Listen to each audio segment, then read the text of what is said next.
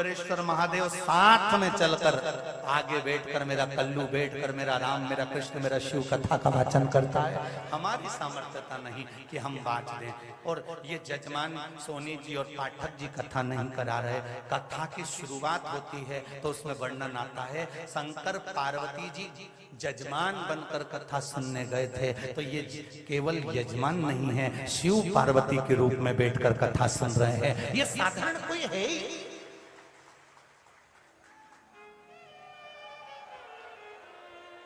कल बीच में एक माता बहुत जम के चिल्लाई, हम समझ गए थे कि नंदी की लुगाई आई। उन्हें क्या टेंशन, उन्हें क्या कोई चिल्ला रहा है तो उस पर ध्यान देंगे क्या? नहीं, ध्यान करो। शंकर भगवान के इतने गण, कोई तो आया और तुम जो है उसके कहने में तुम भी चिल्ला चो। नहीं, सिर पे पल्लू रख के पांव पड़ लेते। जी आ गए। आज मिली नंदी की लुगाई, गजब।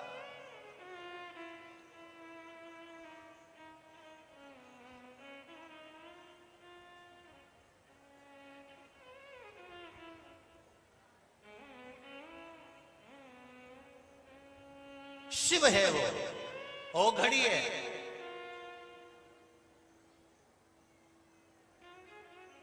शरीर में बहुत सारे देवी देवता आते हैं। कभी तुमने सुना शंकर जी आए? क्योंकि वो कहीं गए।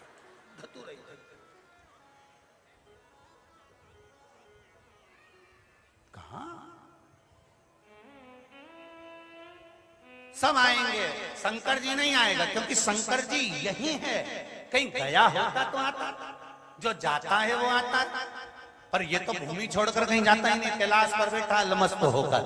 कभी कभी घूमने काशी चले जाता है, काशी से निकलकर उज्जैनी पहुंच जाता है, उज्जैनी से निकलकर केदार, केदार से निकला तो ओमकारेश्वर, ओमकारेश्वर से भीमाशंकर, मल्लिकार्जुन और कहीं त्र्यंबकेश्वर। ऐसा घूमता घूमता वेदनाथ, वेदनाथ जी से गया तो कहीं परली, कहीं मल्लिकार्जुन। ऐसा घूमता घूमता घूमता घूमता जब सब दूर फिरकी फिरने के बाद जब फ्री हो जाता है तो सियोर आ जाता है।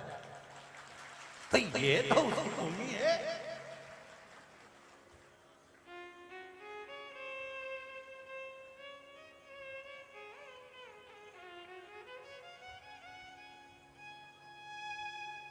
में किसी देवी देवता का ऐसा फोटो हो जिसमें वो अपने बच्चों के साथ बैठे हों तो जरूर दिखाना। 33 कोटि देवता में केवल एक देव अधिदेव महादेव ऐसे होते हैं जो अपने छोरा छोरी के साथ आराम से बैठे रहते हैं, पूरे परिवार के साथ। शेर, नंदी, सांप, चूहा, गणेश जी, कार्तिकेय, मोर, अशोक सुंदरी, जया, विषहरा, शामदीवारी, दौतली, शिव। क्यों? शंकर भगवान कहते हैं विद फैमिली अच्छे लगते हैं। आपसे भी निवेदन है, अकेले से शोभा नहीं है आपकी। घर में माता पिता हो, भाई बंधु कुटुंब कबीला हो, उससे खुशियां आती हैं, प्रसन्नता।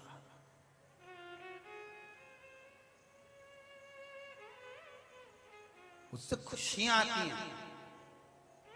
माता पिता हैं घर में तो एक जीवन का आनंद प्राप्त होता है। घर के बुजुर्ग कभी भी अपने लिए नहीं मांगते, याद रखना। कौन? घर के बुजुर्ग कभी भी अपने लिए नहीं मांगते। घर के बुजुर्ग अगर मांगते हैं तो अपने बच्चों के लिए ही मांगते हैं। ये बड़े, ये अग्रण्य रहे, ये आगे। एक बात याद करिए। एक पिता और एक पुत्र नाव में बैठकर जा रहे थे। चलते चलते हवा का रुख बदल गया, पानी में, समुद्र में रास्ता भूल गए, नाव टापू पर लग गई। टापू पर दोनों बाप और बेटे, पिता और पुत्र उतर गए। उतरने के बाद दोनों पिता और पुत्र ने विचार करा, पिताजी यहाँ तो कुछ भी नहीं और रास्ता अलग भूल गए हैं, पानी में जाएंगे कैसे? इतना विशाल समुद्र है, पार कहाँ से होंगे? कोई छोर नजर नहीं आ रहा। पिताजी क्या करें? पिताजी बोले अब टापू पर ही रहते हैं। दोनों टापू पर उतर गए। उतरते से बेटा कहने लगा, पिताजी अब तो अंतिम समय आ गया ऐसा लगता है। पिताजी ने कहा, पुत्र बिल्कुल बेटा बिल्कुल सही है, मरने का समय आ गया, मृत्यु का समय आ गया, अब आगे हमारा कोई भी नहीं है, मरना यहीं पर है, तो एक काम क्यों ना करें? दोनों बाप बेटे अलग अलग टापू पे बैठ जाते हैं, भगवान का भजन करते हैं, शिव जी का स्मरण करते हैं, भगवान की भक्ति करते हैं। भगवान की भक्ति करेंगे, मर जाएंगे भजन करते करते। दोनों ने अलग अलग टापू पर बैठकर ईश्वर को याद करना प्रारंभ करा, भजन करना प्रारंभ करा। जपते जपते भजन करते करते करते करते करते करते एक दिन बेटे ने भगवान से कहा, भगवान आज 12 दिन हो गए, भूख लग रही है, भोजन के लिए कोई फल वाले वृक्ष लग जाए, कृपा हो जाएगी। भगवान ने फल वाले वृक्ष लगा दिए। उसने आंख खोलकर देखा, वारे गजब हो गया, भगवान ने फल वाले वृक्ष लगा दिया। भगवान को धन्यवाद दिया, फिर बैठ गया तप करने के लिए, भजन करने के लिए। फिर हाथ जोड़कर बोला, भगवान फलदार वृक्ष बन गए, अब कोई एक मकान या झोपड़ा बन जाए तो कृपा हो जाए। भगवान ने उसके लिए झोपड़ा बना दिया। फिर तप करने बैठ गया आग बंद कर कर। फिर बोला, भगवान अब तो ऐसा हो जाए कि किसी कन्या से मेरी शादी हो जाए। भगवान ने कृपा कर दी, एक लड़की मिल गई, उससे शादी भी हो गई। अब मन में आया, भगवान ऐसा कुछ कर दो कि हम यहाँ से चलें और हमारे को रास्ता मिल जाए। नाव आ गई, दोनों बैठकर जाने लगे। इतनी देर में आकाशवाणी हुई कि तुम अकेले जा रहे हो, तुम्हारे पिताजी दूसरे वाले टापू पर हैं, उनको लेकर नहीं जाओगे? पुत्र बोला, मैं भी भजन कर रहा था, मेरा पिता भी भजन कर रहा था, मैं भी ईश्वर को मना रहा था, वो भी ईश्वर को मना रहे थे, मैं भी शंकर का भजन कर रहा था, वो भी शंकर का भजन कर रहे थे। उनकी भक्ति में इतना बल नहीं होगा, इसलिए ना उनको खाने को मिला ना रहने को मिला। मेरी भक्ति का बल बड़ा था, इसलिए फलदार वृक्ष मिले, पत्नी मिली, नाव मिली और रास्ता मिल रहा है, तो उनको पड़े रहने दो, उनको ले जाने से कौन सा फायदा है? अरे भगवान ने आकाशवाणी कर कर कहा, तुमने भगवान से सब मांगा, तुम्हारे पिता ने क्या मांगा मालूम है तुमको? क्या मांगा मेरे पिताजी ने? तुम्हारे पिताजी ने एक ही चीज मांगी थी, मेरा बेटा जो जो मांगे भोलेनाथ उसको देते चले। मेरा बेटा जो जो मांगे इसको कहते हैं पिता, जो अपने लिए कुछ नहीं मांगता।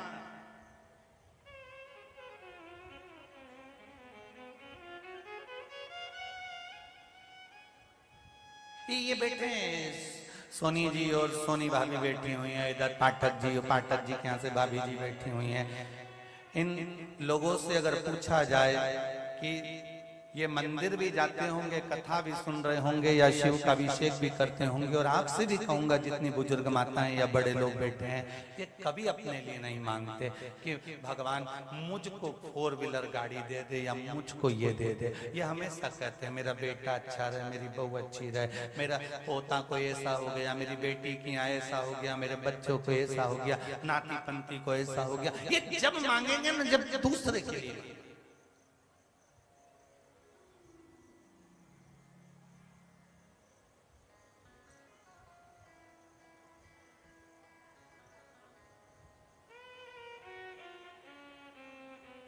बहू और सास में एक ही अंतर है, बहू अपने लिए मांगती है, सास सबके लिए मांगती है, इसलिए सास की मुराद जल्दी पूरी हो जाती है और बहू आश्चर्य में पड़ जाती है। डोकरी देखो तो सरी, क्या जोरदार साड़ी पहन के, टीका लगा के, कितनी जोरदार। जो सबके लिए सोचता है, सबके लिए मांगता है, भगवान सबसे पहले उसी का भंडार भर देते हैं। जा, इतना सबके लिए मांगा है,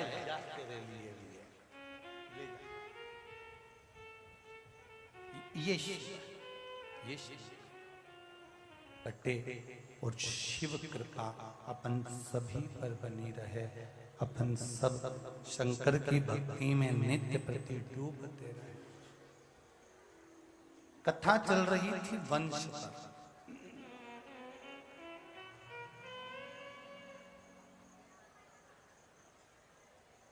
मंदिर घर में भले छोटा हो, भले मंदिर को कोने में रखा हो, पर अपने दिल के कोने में, अपने हृदय के कोने में भी शिव जी को अवश्य रखना। एक बात जीवन में उतार कर रखिएगा,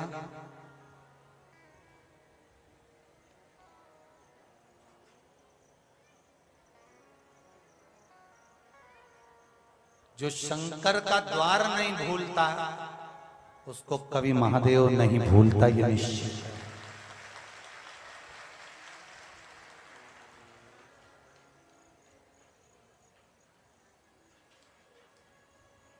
शिव का जो द्वार पकड़ा है, शंकर का जो द्वार तुमने पकड़ा है, फिर कभी शिव नहीं भूलता।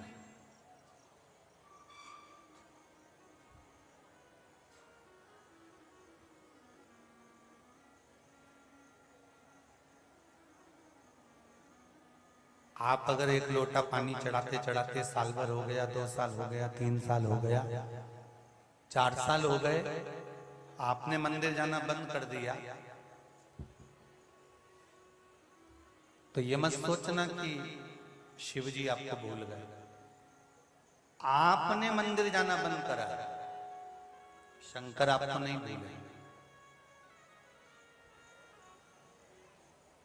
आप रोज मंदिर जाते हो, देवालय जाते हो, प्रतिदिन कथा में मन लगाकर टीवी के सामने 1 बजे से 4 बजे तक कथा श्रवण करते हो, रात में भी थोड़ी देर बैठकर कथा सुन लेते हो। 6 महीना, 8 महीना, 1 साल, 1.5 साल, 2 साल तक आपने नियम से मंदिर जाए, कथा सुने, भजन करें, कीर्तन करें, काम भी करें, सब कुछ किया, भगवान ने दिया भी,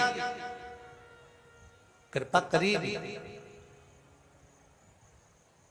पर बहुत दिन तक आप मंदिर में 1 लोटा जल चढ़ाने नहीं जा पा रहे, बहुत दिन तक आप कथा तक नहीं पहुंच पा रहे, बहुत दिन तक इस दिल को देवाधिदेव महादेव से नहीं लगा पा रहे हैं, तो मंदिर का द्वार तक आप नहीं पहुंच पा रहे हैं, तो समझ लेना भगवान जब भी रूठता है ना, तो आपका भोजन पानी बंद नहीं करता।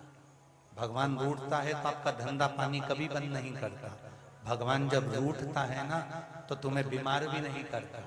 भगवान जब रूठता है ना, तो अपने मंदिर जो आने का समय रहता है ना, उस मंदिर के समय को, कथा के समय को इतना व्यस्त कर देता है, भगवान अपने पास आने नहीं देता, क्योंकि भगवान जानता है कि अब मुझे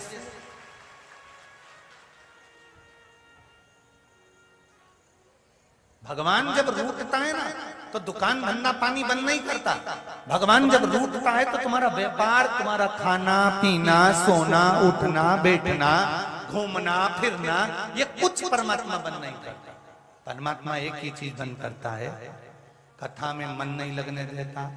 1 बजे से 4 बजे का समय होगा तो कोई मेहमान आ जाएगा, रिश्तेदार आ जाएंगे, पार्टी में जाना पड़ जाएगा, कोई कार्य में जाना पड़ जाएगा, या मंदिर में पानी चढ़ाने का समय, 1 लोटा जल चढ़ाने का जो समय है तुम्हारा 7 बजे, 8 बजे, 6 बजे, 5 बजे, कुछ ना कुछ ऐसा विघ्न उत्पन्न कर देगा, कोई ना कोई कारण ऐसा उत्पन्न कर देगा जिससे आप उसके मंदिर तक नहीं जाए। क्यों?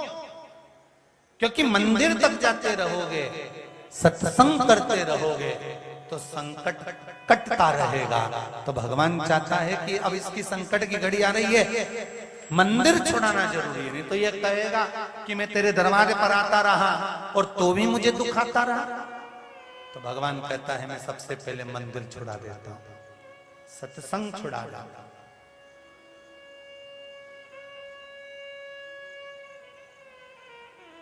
फिर कहूंगा, दान पुण्य भजन कीर्तन स्मरण में मुंह मत बिगाड़ना। क्या नहीं बिगाड़ना? मेहमान तुम्हारे दरवाजे पर आए तो नीचे पड़े हुए थे, बेहोशी में पड़े हुए थे, बेटे ने जल का छींटा दिया, पापा पापा, पिताजी, बाबूजी उठो, जल का छींटा दिया, बाबूजी धीरे से उठे, बाबा, ए पिताजी, बाबूजी तुमने घंटी नहीं बजाई? बाबूजी बोले, बेटा घंटी बजाई थी, पर मुझे लगता है घंटी के तारों को ऊंदरा ने कतर दिया है, घंटी के तारों को चूहे ने कतर दिया है, इसलिए घंटी नहीं बजी। पिताजी लो पानी पियो। पिताजी के प्राण छूट गए, प्राण छूट गए। अंतिम संस्कार हो गया। 10वें के दिन घर की सफाई होने लगी। घर में 2 छोटे बच्चे थे, बेटे, दोनों बच्चे, मां घर की सफाई कर रही थी। घर के 2 बच्चे, एक घंटी को निकालकर जेब में रख रहा था, दूसरा घंटी के तार को जेब में रख रहा था। मां झाड़ू लगाते लगाते पूछ रही है, क्या कर रहे हो ये? बच्चे कहते हैं, मां जैसे आपने दादाजी के लिए घंटी लगाई थी, वैसे तुम्हारी बहू तुम्हारे लिए लगाएगी, उसकी तैयारी कर कर रख रहे हैं।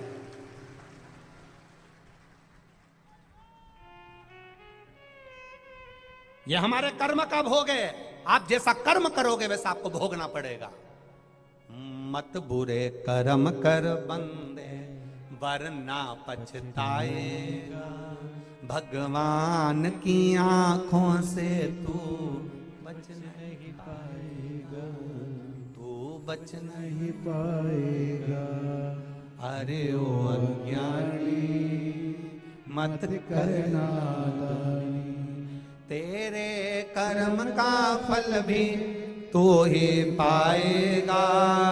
जैसा किया तूने तेरे आगे आएगा। मत बुरे कर्म कर बंदे, वरना पछताएगा। भगवान की आंखों से तू बच नहीं पाएगा, तू बच नहीं पाएगा।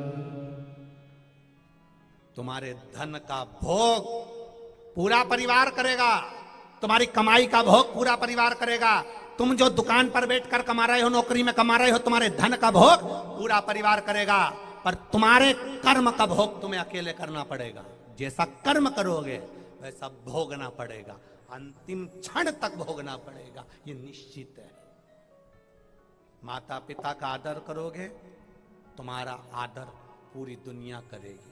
गणेश जी महाराज ने अपने माता पिता की केवल परिक्रमा करी थी, आज पूरा संसार गणेश जी के मंदिर में जाकर गणेश जी की परिक्रमा कर रहा। आदर करो, सम्मान करो, सत्कार करो। भगवान शंकर की कथा से कुछ अपने जीवन में धारण करो, शिव कथा से अपने जीवन में धारण करिए, शिव कथा से अपने जीवन में उतारिए।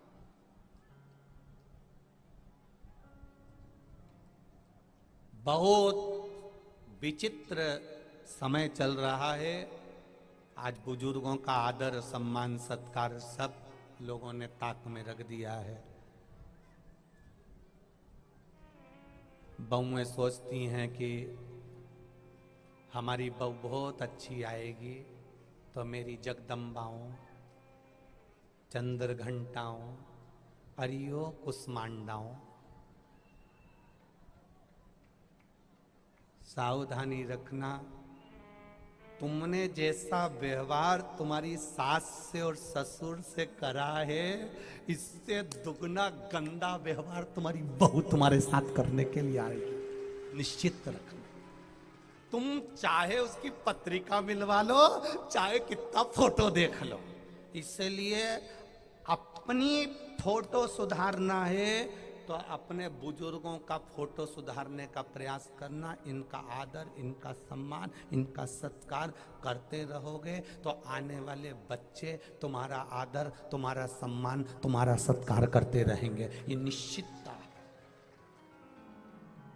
कोई कहता है हमारे माँ बाप पक्षपात करते हैं, हमारे पिताजी ने दौलत उनको दे दी, बड़े वाले भैया को, कोई के छोटे वाले को दे दी, कोई के मंझले वाले को दे दी। हमारे माता पिता ऐसा करते हैं। हमारी सास बड़ी बहू को ज्यादा चाहती है, हमारी सास छोटी बहू को ज्यादा चाहती है।